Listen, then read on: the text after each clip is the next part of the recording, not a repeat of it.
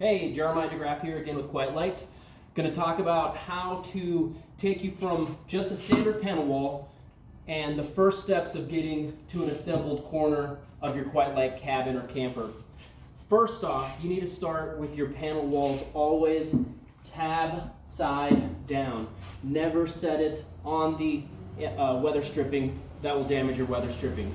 So start with your panel tab side down. Make sure you have two things that are pretty key: your hardware, which is just a 1/4-20 bolt and a washer, and a drill or screwdriver.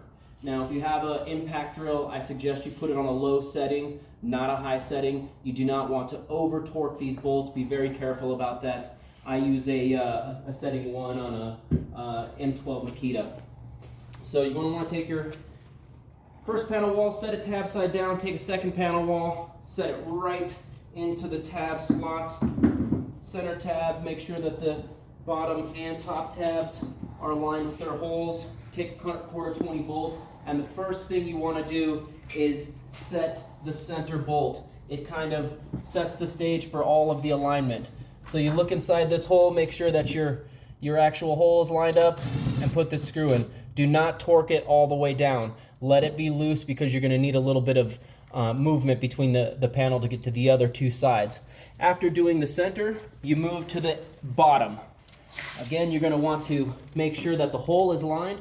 A lot of times this one won't be perfect, so you're going to have to give a little tug down from the top and then just sink your bolt in. Again, do not tighten all the way, just make sure it's in there. Move to the top. Same thing here.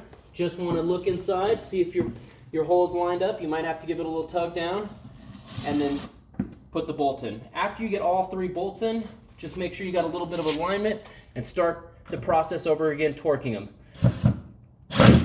Do 1 or 2 clicks on your torque setting if you're using a drill, or just hand tighten with your hand screwdriver.